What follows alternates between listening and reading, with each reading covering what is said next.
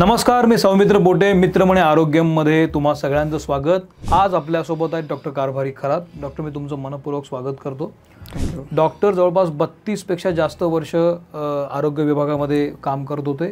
तिथे त्यांनी खूप महत्त्वाच्या जबाबदाऱ्या सांभाळलेल्या आहेत।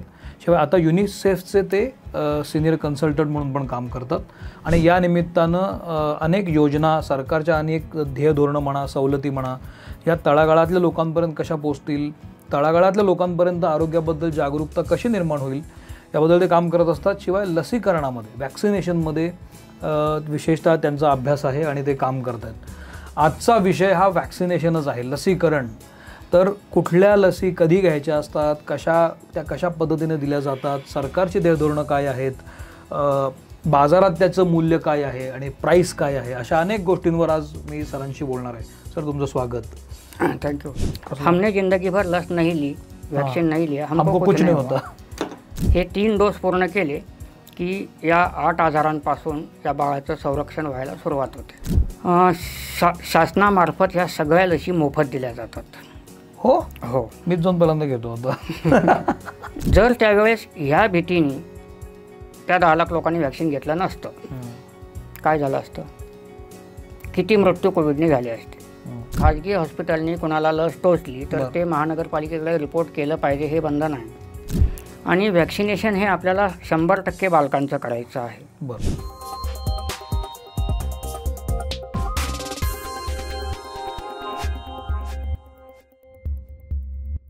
थेट सुरुवात करूया की लसीकरणाला सुरुवात मूल जन्माला आलं की होतं, तिथूनच लसीकरणाला सुरुवात होते। बरोबर, अगदी ते लसीकरण पार त्या कोविडपर्यंत येऊन थांबलेलं आहे। हो, शेवटचं लसीकरण जे जबरदस्तीने करावं लागलं।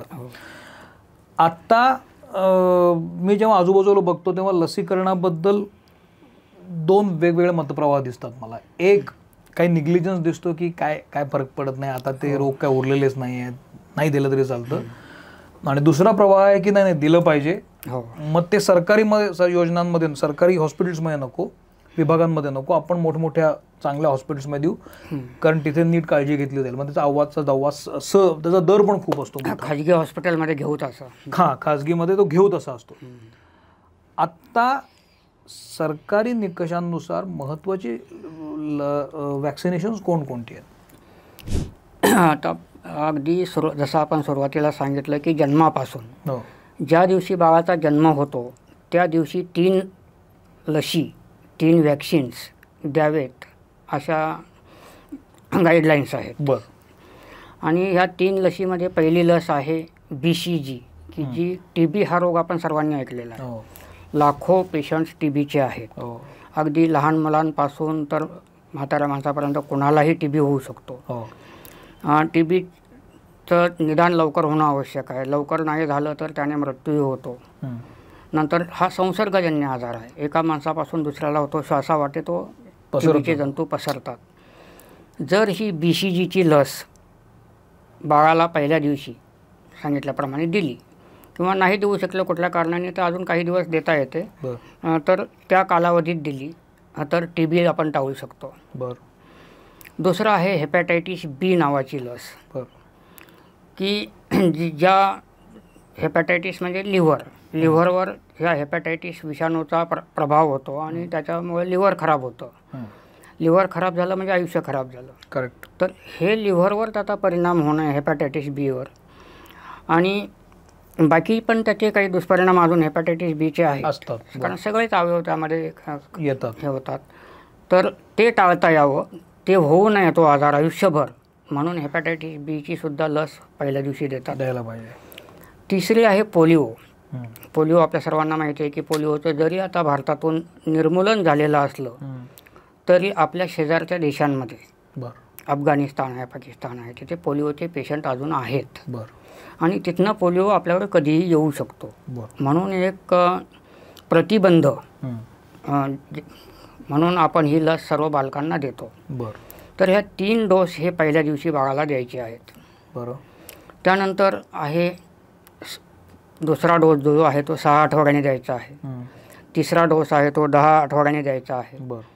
नंतर 16 आठवड्यांनी तिसरा डोस द्यायचा आहे। म्हणजे हे जे हे झालं 0 डोस, की 0 ज्या दिवशी बाळाचा जन्म झाला त्या दिवशी आपण 3 लसी दिल्या, याला 0 डोस म्हणतात. त्यानंतर पहिला, दुसरा, तिसरा डोस हे 6वा आठवडा, 10वा आठवडा आणि 16वा आठवडा किंवा 14 ते 16 या दरम्यान ह्या लसी दिल्या जातात. यामध्ये जवळजवळ 8 प्रकारच्या लसी आहेत. हां, याच्यामध्ये एक पेंटाव्हॅलंट व्हॅक्सिन म्हणून आहे. पेंटा म्हणजे 5.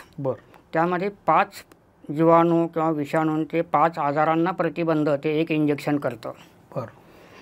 हे 5 आजार आहेत डिप्टेरिया म्हणजे आपला गटसर्प, पर्टोसिस म्हणजे डांग्या खोकला, टिटॅनस म्हणजे धनुर्वात, हे 3 आजार, प्लस त्याच्यामध्ये हेपॅटायटिस, आपले इन्फ्लुएन्झा बी एक आहे की इन्फ्लुएन्झासुद्धा 4थं त्यामध्ये ॲड केलं आहे. नंतर त्याच वेळेस आपण या पेंटाव्हॅलंटसोबत एक न्यूमोकोकस व्हॅक्सिन देतो, रोटाव्हायरस व्हॅक्सिन देतो. तर असे जवळजवळ हे 8 व्हॅक्सिन हे पहिल्या दिवशी पहिल्या टप्प्यात म्हणजे त्याला पहिला डोस म्हणतात. हे कधी दिलं? बाळ जन्मानंतर 6 आठवड्यांनी. अच्छा. हां, 6 ते 10 आठवड्याच्या दरम्यान हे दिले गेलेच पाहिजेत. अच्छा. की जेणेकरून इतक्या हे भयंकर जे आजार आहेत की ज्याच्यामुळं बाळाला न्यूमोनिया होतो, या आजारांमध्ये बाळाला डांग्या खोकला होतो, गटसर्प होतो, बाळाला नंतर आपण जुलाब म्हणतो, विषाणूंमुळे होणारे जुलाब, रोटाव्हायरसमुळे हे जुलाब होतात. आणि ह्या आजारामध्ये त्या बाळाची इम्युनिटी किंवा प्रतिकारशक्ती इतकी कमी असते की बाळाचा मृत्यू होऊ शकतो. तर हे मृत्यू टाळण्यासाठी, बाळ आजारी पडू नये हे टाळण्यासाठी हे डोसेस दिले जातात. हा पहिला डोस 6व्या आठवड्यात दिला की त्यानंतर 4 आठवड्यांनी. जर तुम्ही 6व्या आठवड्यात नाही देऊ शकलात, समजा 7व्या आठवड्यात डोस दिला, तर त्यानंतर 4 आठवड्यांनी म्हणजे 11व्या आठवड्यात असं 4 आठवड्याचं अंतर ठेवून दुसरा डोस आणि 4 आठवड्याचं अंतर ठेवून तिसरा डोस, हे 3 डोस पूर्ण केले की या 8 आजारांपासून या बाळाचं संरक्षण व्हायला सुरुवात होते. त्यानंतर पुढचा डोस येतो डायरेक्ट 9व्या महिन्यामध्ये. तर त्यावेळेस आपला गोवर जो म्हणतो आपण, गोवर आणि रुबेला नावाचा गोवरसारखंच असते की ज्याच्यावर अंगावर दाणे येतात, त्याची ती लस दिली जाते. तर त्यासाठी सुद्धा ही लस सर्व बालकांना देणं आवश्यक आहे. जर लस दिली नाही तर गोवरचे अनेक आउटब्रेक होतात, उद्रेक होतात. कोविडमध्ये आपण बघितलं की कोविडमध्ये सगळेच घरामध्ये बसलेले होते, बालकांचं लसीकरण वेळेत होऊ शकलं नाही, लस वेळेवर देता आली नाही. कारण मेन सर्वांचं आयुष्य वाचवणं, कोविडपासून वाचवणं ही गरज होती. त्यामुळे हे व्हॅक्सिनेशन थोडंसं मागे पडलं. आणि त्यामुळे काय झालं की जेव्हा 22ला कोरोना संपला त्यानंतर मग हे गोवरचे उद्रेक सुरू झाले. कारण बरेचसे बाळ असंरक्षित राहिलेली होती. ते असंरक्षित बाळांचं संरक्षण करण्यासाठी गोवर हा 9व्या महिन्यामध्ये दिला पाहिजे. आणि त्यामध्येच त्यांनी रुबेलाचं सुद्धा व्हॅक्सिन त्या ठिकाणी ॲड केलेलं आहे. आणि यानंतर पुढचा जे डोस आहे तो डायरेक्ट 1.5 वर्षांनी आहे. त्यामुळे परत डांग्या खोकला, धनुर्वात म्हणजे DPT आपण म्हणतो. पण याच्यामध्ये वयाच्या कितव्या टप्प्यापर्यंत लसीकरण पूर्ण होतं? वयाच्या 5 वर्षापर्यंत प्राथमिक लसीकरण पूर्ण होतं. परंतु त्यानंतर पुढे दर 5 वर्षांनी प्रत्येक बालकाला डिप्टेरिया आणि टेटॅनस DT हे 10व्या वर्षी द्यायला लागतं. आणि तिथनं पुढे मग TTचं इंजेक्शन, धनुर्वाताचं इंजेक्शन आपणही घेतो दर 5 वर्षांनी, ते घेतलं पाहिजे. तर हे दर 5 वर्षांनी मरेपर्यंत घ्यायला पाहिजे. अच्छा, सगळ्यांनी, प्रत्येकाने. कारण 5 वर्ष झाले की त्याची पॉवर संपलेली असते. जर तुम्हाला काही जखम झाली, कुठे काही इन्फेक्शन झालं, काही लागलं तर धनुर्वात होण्याची शक्यता असते. आता ही जी एकूण किती लशी आहेत 5 वर्षापर्यंत, साधारण किती नंबर ऑफ वॅक्सिनेशन्स किती आहेत? आपण यांचं हे ऐकलं असेल की अमिताभ बच्चनचं की 2 बूंद जिंदगी की ते याचं होतं फक्त पोलिओ पुरतं. अशा किमान 8 लशी आहेत. की ह्या 8 लशी आपण 5 वर्षापर्यंत वेगवेगळ्या त्या वयोगटाप्रमाणे त्या देतो. जवळजवळ 11 ते 12 आजारांपासून याचं रक्षण होतं.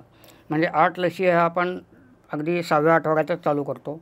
त्यानंतर गोवर देतो, त्यानंतर रुबेला देतो, नंतर न्यूमोकोकस आहे, की ज्याच्यामुळे निमोनिया होतो. निमोनियामुळे अनेक बालकांचे मृत्यू होतात. तर ह्या अशा 10-11 लसी या मस्ट आहेत. ह्या मस्ट आहेत. आणि ह्या जे आपण ड्रेडेड डिसीजेस म्हणतो किंवा जीवघेणे आजार बाळांचे, त्या आजारासाठी देणं आवश्यक. पण मग मला एक महत्त्वाचा मुद्दा सांगा की समजा एक बाळ आहे आणि गेले 3 वर्ष त्याला लसीच दिलेल्या नाहीत.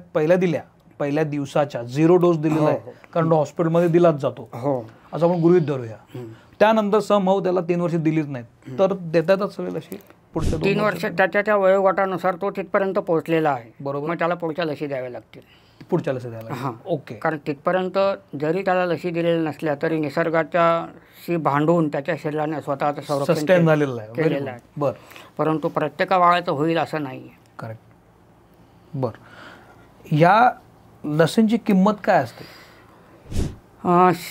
शासनामार्फत ह्या सगळ्या लसी मोफत दिल्या जातात. हो.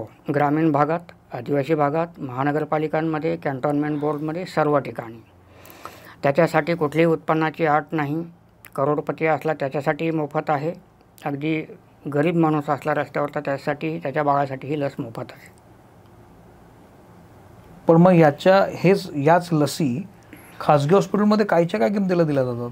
त्या काय किमती असतात साधारण, तुमच्या काय कानावर आलेल्या आहेत? आता शासनाने सोय उपलब्ध करून सर्वत्र दिलेली आहे. कोणी कुठं घ्यायचं हा त्याचा प्रश्न आहे. करेक्ट. काहींना शासनाचं कदाचित वेळ सुटेबल नसेल किंवा काही शंका असतील की क्वालिटी कशी असेल, काय असेल, अमुक वगैरे. त्यांना प्रायव्हेटमध्ये थोडं कधी स्टेटसचाही प्रॉब्लेम येतो की आम्ही प्रायव्हेटमध्ये घेऊ वगैरे. तर प्रायव्हेटमध्ये घ्यायला गेलं तर साधारणतः या लसींची किंमत 3,000 ते 5,000 एका डोसची होते. की यावेळेस 8 लसी तुम्हाला 6व्या आठवड्यात एका वेळेस द्यायच्या आहेत. 8 लसींची किंमत 5,000च्या प्लसमध्ये जाते. संपूर्ण हा कोर्स जर करायचा म्हटलं 5 वर्षापर्यंत किंवा अगदी 1.5 वर्षापर्यंत तरी 40-50 हजाराचा खर्च होऊ शकतो. परंतु शासन हे इकडे सर्व प्रत्येक शासन इतकं जर मोफत देत आहे तर मग लोकांपर्यंत पोहोचत नाही का ते? का आरोग्य विभागामधले जे आरोग्य विभाग असतात, केंद्र असतात छोटी ती कमी पडतात पोहोचवण्यापर्यंत? का अनास्था दिसते? काय प्रॉब्लेम होतो? नाही, याच्यामध्ये 2 पार्ट आहेत. सर्व्हिस प्रोव्हायडर म्हणजे लस देणारे आणि लस घेणारे. बरोबर. लस देणाऱ्यांच्या बाबतीत म्हणजे सप्लाय साईडने जर म्हटलं तर कुठेही काही कमतरता सध्या नाही आहे. बरं. अगदी शहरी भागात सुद्धा साधारणतः 2,000 पॉप्युलेशनला एक लसीकरणाचं सत्र महिन्याभरामध्ये ते लावलं जातं, म्हणजे लावतातच. बरं. आशा वर्कर नेमलेल्या आहेत, त्या घरोघरी जाऊन लोकांना माहिती देतात, बोलावतात. आमच्या नर्सेस आहेत त्या बोलावतात. पब्लिसिटी केली जाते. अगदी TV-पासून पब्लिसिटी सुरू असते की ह्या अशा लसी उपलब्ध आहेत. परंतु बरेचसे लोक लस घेण्यासाठी येत नाहीत. अनेक कारणं आहेत. काही ठिकाणी इग्नोरन्स आहे की एज्युकेशनमुळे शिक्षण कमी म्हणून की महत्त्व वाटत नाही त्या लसीचं, काय हे नेहमीच सांगत राहतात. काही ठिकाणी धार्मिक हे आहे की अमुक, फॉर एक्झाम्पल पोलिओ हे आमच्या धर्मात चालत नाही असं होतं त्यावेळेस. आता ते बरंचसं खूप कमी झालेलं आहे प्रमाण. काही ठिकाणी आता अनेक महानगरपालिकांमध्ये आम्ही बघतो की एक ओव्हर कॉन्फिडन्स असतो.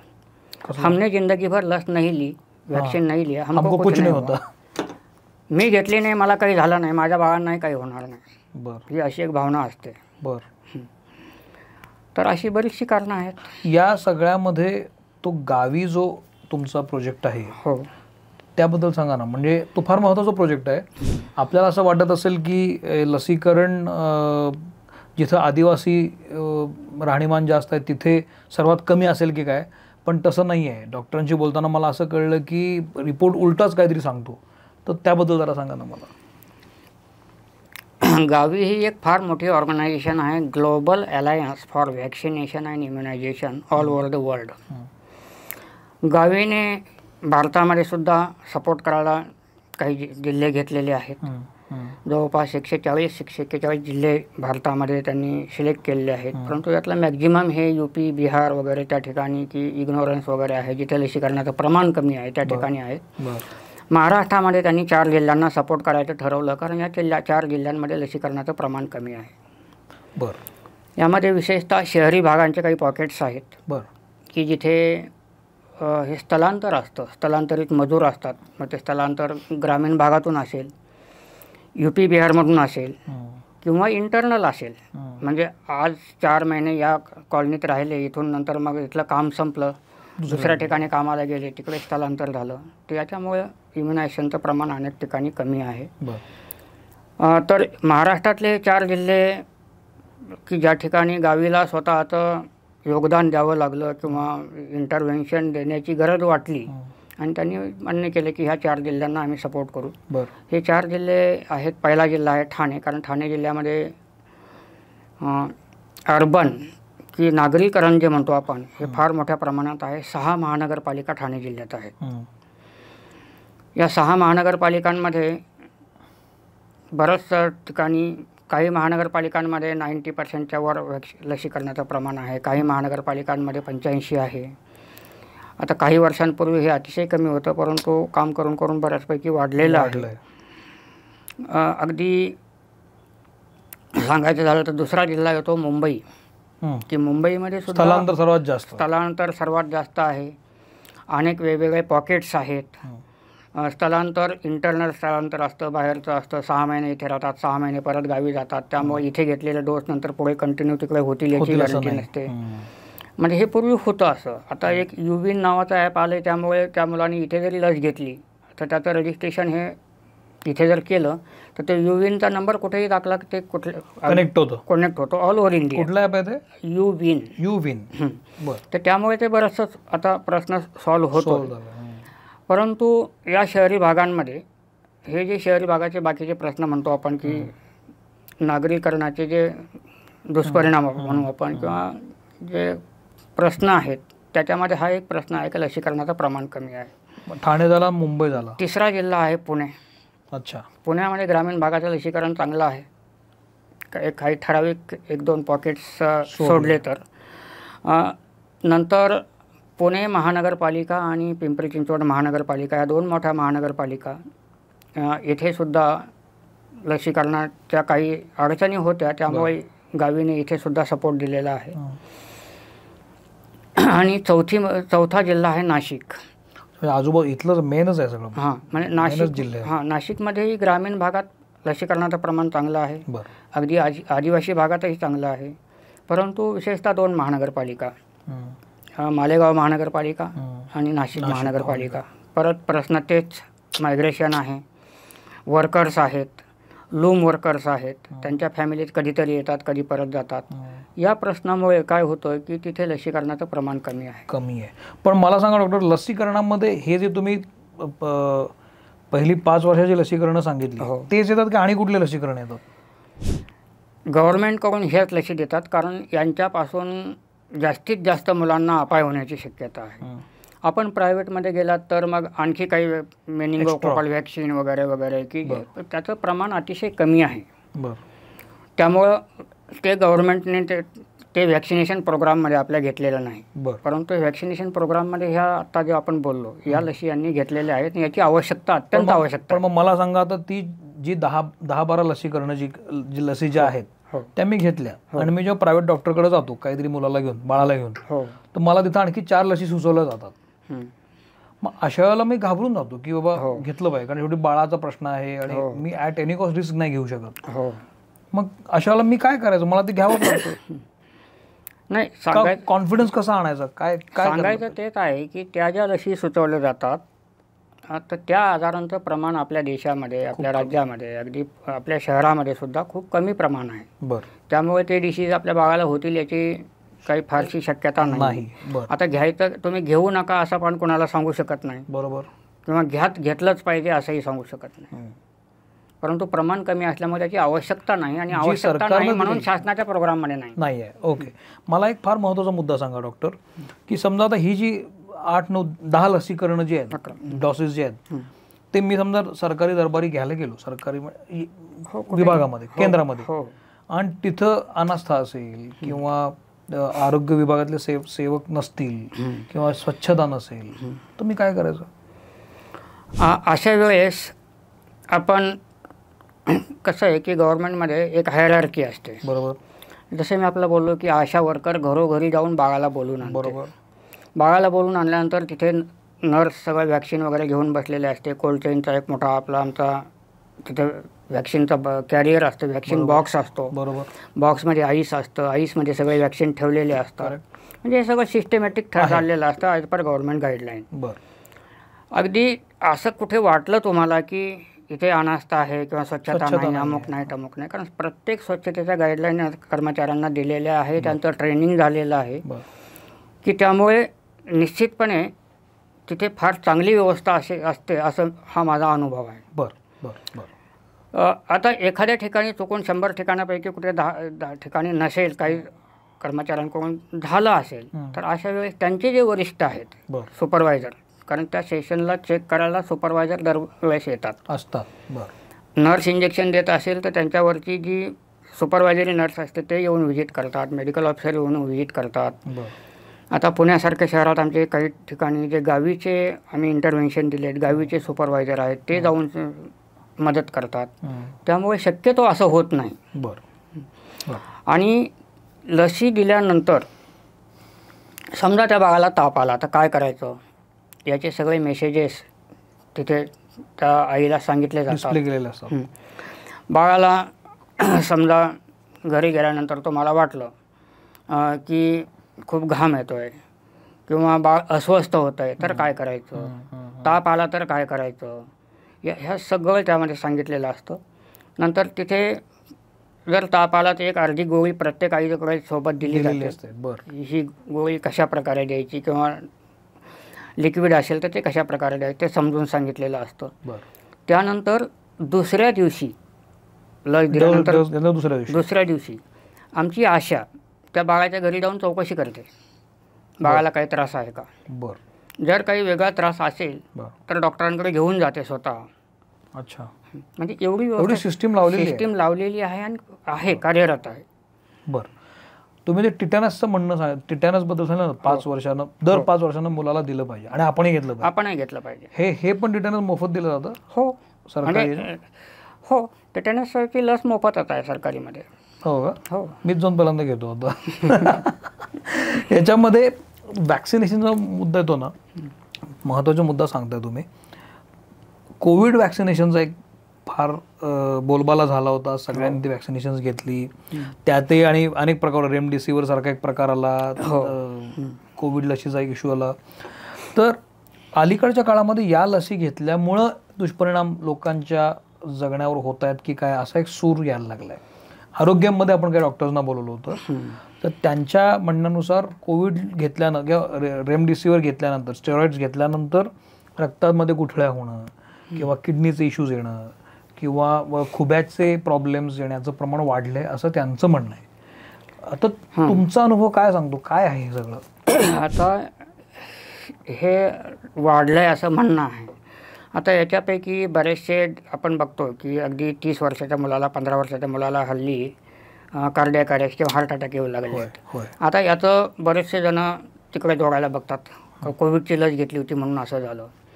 परंतु हल्ली तर वजन वाढ, लाईफस्टाईल डिसिजेस जे म्हणतो आपण, याच्यामध्ये कमी वयात डायबिटीस, कमी वयात हायपरटेन्शन म्हणजे रक्तदाब वगैरे वाढणं, या ज्या गोष्टी आहेत ह्या लाईफस्टाईल डिसिजेसमुळे मॅक्झिमम झालेल्या आहेत. आता याच्यावर फार मोठे स्टडी होणं आवश्यक आहे, कारण नुसतं बोलणं की कोविडमध्ये लस घेतली म्हणून असं झालं हे अवघड आहे, बरोबर नाही. कारण आपण जरी कुठे सर्च केलं तर आपल्याला दिसेल की ठीक आहे, कोविडमध्ये हे लसी घेतल्यामुळे काही गोष्टींचं प्रमाण वाढलं किंवा अमुकच्या कुठे 10 लाख लोकांमध्ये कोणाला तरी काही प्रॉब्लेम झाला, 10 लाख लोकांपैकी एकाला. हा, लेट इफेक्ट म्हणतो आपण. आता आपण उलटा विचार करा की त्यावेळेस 1 लाख लोकांना, 10 लाख लोकांना इंजेक्शन दिल्यानंतर आज 4-2 लोकांना काहीतरी प्रॉब्लेम दिसत आहेत, तेही अजून सायंटिफिकली डॉक्युमेंटेड नाही. जर त्यावेळेस ह्या भीतीने त्या 10 लाख लोकांनी वॅक्सिन घेतलं नसतं, काय झालं असतं, किती मृत्यू कोविडने झाले असते. म्हणून ते त्यावेळेस देणं आवश्यक होतं. हेतू तेव्हाचा पूर्ण वेगळा होता, कॉज वेगळा होता, हेतू फार वेगळा होता की मृत्यू थांबवायचे होते. बरोबर. हो. आणि त्यावेळेस ते देणं आवश्यक होतं. वॅक्सिनमध्ये थोड्याफार त्रुटी कदाचित राहू शकतात, असतीलही नसतीलही, त्याला आपण सायंटिफिक प्रूफ नसल्यामुळे आपल्याकडे आपण काही बोलू शकत नाही. परंतु डेफिनेटली कोविडमध्ये इमर्जन्सी इतकी फास्ट होती की वॅक्सिन ते आपल्याला फास्ट तयार करावं लागलं. जनरली आता हे बाकीचे जे वॅक्सिन किंवा लसींचा आपण विचार करतो, एक लस तयार होण्यासाठी काही वर्ष लागतात. लस खरं अभ्यास करून, त्याचा अभ्यास करून, अभ्यासावर अभ्यास करून, हे सगळं तेवढा वेळ त्यावेळेस आपल्याकडे नव्हता आणि जनता ते हे मृत्यू रोखणं आवश्यक होतं, म्हणून हे आपण केलेलं आहे. म्हणून असं हे नाही आहे की त्यावेळेस कोविडचं इंजेक्शन घेतलं म्हणून आज हे सगळे डिसीजेस होत आहेत असं. ओके, असं आपण म्हणजे फर्मली म्हणू शकत नाही. बरं, शेवटचा मुद्दा मी विचारतो की तुम्ही इतके वर्ष आरोग्य विभागामध्ये काम केलेलं डॉक्टर, पब्लिक हेल्थ तुमचा विषय होता, तुम्ही युनिसेफमध्ये पण काम करताय. येत्या काळामध्ये काय नवीन नवीन इनोव्हेशन्स होत आहेत का? येत्या काळामध्ये काही नवीन गोष्टी सरकारकडून किंवा युनिसेफकडून होत आहेत का? काय माहिती द्याल त्याबद्दल? नवीन प्रोजेक्ट चालू आहेत का? प्रोजेक्ट आता हा सध्या वॅक्सिनेशनच्या संदर्भात आपण आज बोलतोय, त्यामुळे गावीचा प्रोजेक्ट चालू आहे, ऑल ओव्हर इंडिया चालू आहे. UP बिहारमध्ये जिथे लसीकरणाचं प्रमाण कमी आहे तिथे हे प्रत्येक जिल्ह्यामध्ये सपोर्ट करतायत. आणि वॅक्सिनेशन हे आपल्याला 100% बालकांचं करायचं आहे. त्यामुळे प्रत्येक नागरिकाने आपल्या बाळाला अगदी पहिल्या दिवसापासून वॅक्सिनेशन करून घेतलं पाहिजे. अगदी वॅक्सिनेशनची सुरुवात त्याच्याही पूर्वी म्हणजे बाळ जेव्हा गर्भात असतं तेव्हापासून वॅक्सिनेशनची सुरुवात झालेली असते. आईला DTचं इंजेक्शन देतात. डिप्टेरिया म्हणजे घटसर्प पुढे बाळाला होऊ नये म्हणून, आणि TT म्हणजे टेटॅनस म्हणजे बाळ गरोदरपणानंतर जेव्हा बाळंतपणाला ती जाईल, बाळंतपणामध्ये तिला बाळंतपणानंतर धनुर्वात होऊ नये किंवा बाळाला धनुर्वात होऊ नये, दोघांनाही. बरोबर. म्हणून गरोदर असतानाच ह्या दोन्ही लसी दिल्या जातात. आता समजा पहिल्या दिवशी डोस दिलेला आहे बाळाला आणि काही कारणानं कळत नाही डोस दिलाय की नाही पालकांना, किंवा काही असं कन्फ्युजन झाले की त्याला डोस दिला होता की नाही, तर एखादी लस डबल दिली तरी चालते, होते? जनरली असं डबल आता होत नाही की मी आता युविन विषयी आपल्याला बोललो. बाळाचं रजिस्ट्रेशन झालं, त्याचा युविन नंबर पडला का तो ऑल ओव्हर इंडिया त्याचा एकच नंबर राहतो. अच्छा. तो कुठेही गेला, तुमचं कार्ड हरवलं, काही झालं नुसतं, आणि समजा तो युविन नंबर अमक्या ठिकाणी घेतलं होतं, एवढं जरी सांगितलं की त्या ठिकाणी मी लस घेतली होती, तिकडच्या स्टाफने इकडच्या स्टाफला फोन करून किंवा कॉन्टॅक्ट करून युविन नंबर प्रत्येक बाळाला असतो, प्रत्येक बाळाला सेपरेट नंबर असतो. मग तो पालकांना माहीत असतो, पालकांना दिलेला असतो. पालकांकडे आपण जर महानगरपालिकेचं इथलं कार्ड बघितलं, 11 पानाचं कार्ड आहे लसीकरणाचं कार्ड. पण हे खाजगी हॉस्पिटलमध्ये पण मिळतं? खाजगी हॉस्पिटल ते आपापल्या याच्याप्रमाणे करतात, परंतु पण मग खाजगी हॉस्पिटलला का बंधनकारक करत नाही आपण युविन नंबर? युविन नंबर सर्वांनाच बंधनकारक केलेला आहे. इव्हन खाजगी हॉस्पिटलनी कोणाला लस टोचली तर ते महानगरपालिकेकडे रिपोर्ट केलं पाहिजे, हे बंधन आहे. त्यांना ते रिपोर्ट करावं लागतं. अगोदर कुठली लस दिलेली आहे ते सगळं त्याच्या डिजिटल रेकॉर्डमध्ये ते येऊन जातं. वा, मला आजचा विषय महत्त्वाचा वाटतो, कारण आपल्याकडे मुळात लसी घ्यायच्या किती, कुठं घ्यायच्या आणि कशा घ्यायच्या, त्याची किमती, याच्यावर फार गैरसमज असतात. पण आज मला कळलं की सरकार ह्या संपूर्ण लसी मोफत देतं. बरोबर. आणि त्यासाठी सरकार स्वतः काम करते. मी काय सरकारचा माणूस नाही, पण जर काही चांगलं काम होते तर ते आपण प्रमोट करायला पाहिजे. दुसरा मुद्दा, ह्या लसीकरणाचा लाभ आपण कोणीही घेऊ शकतो आपल्या जवळच्या आरोग्य केंद्रामध्ये जाऊन, हे मला महत्त्वाचं वाटतं. आणि गावीचा प्रोजेक्ट युनिसेफ अशा पद्धतीनं काही सपोर्ट करत असेल तर मला हेही महत्त्वाचं वाटतं. डॉक्टर, मला अनेक गोष्टी माहीत नव्हत्या, पण त्या निमित्तानं हे कळलं, फार बरं झालं. आता उदाहरणार्थ रस्त्यावर काही फॅमिलीज झोपतात. होय. घर नंबर नसतो, आधार कार्ड नसतं, बऱ्याचशा गोष्टी नसतात त्यांच्यावर. तिथे सुद्धा आमची आशा जाऊन, नर्स जाऊन प्रत्येक बाळाला लस टोचते. फक्त ती टोचून घ्यायची की त्याला नकार द्यायचा हे त्या फॅमिलीवर. आणि म्हणून त्यांना समजावून सांगणं, पब्लिसिटी, वॅक्सिनेशनचं महत्त्व समजावून सांगणं, ह्या सगळ्या गोष्टी आमच्या आशा वर्करपासून तर डॉक्टरांपर्यंत सगळे करतात. वा, या कामाबद्दलचं खूप कौतुक. आणि डॉक्टर, तुम्ही आवर्जून मित्रमंडळ आरोग्यमध्ये आलात आणि या वॅक्सिनेशनबद्दल सांगितलं, तुमचे आभार. डॉक्टर अनेक महत्त्वाच्या विषयावर लिखाण करत असतात डॉक्टर. त्यांनी मगाशीच मला काही विषय सांगितले, तर मी वारंवार तुम्हाला बोलवणार आहे, कारण महत्त्वाचे विषय आहेत ते. तुम्ही आज आला त्याबद्दल खरंच आभार डॉक्टर. Okay, thank you. हा एपिसोड कसा वाटला आम्हाला जरूर सांगा. आरोग्यमचे सोशल हँडल्स आहेत, माझे सुद्धा सोशल हँडल्स आहेत. आपण डॉक्टरांना पण हा रिपोर्ट सांगू. तुमचे काही प्रश्न असतील तर तेही आम्हाला सांगा. मी स्वतः डॉक्टरांपर्यंत ते पोचवीन. डॉक्टर निश्चित त्यांच्या सिस्टीममार्फत त्याच्यावर मार्ग काढतील. Thank you very much. आरोग्यम पाहत राहा, कारण आता तब्येतीत राहायचं. Thank you doctor. थँक्यू.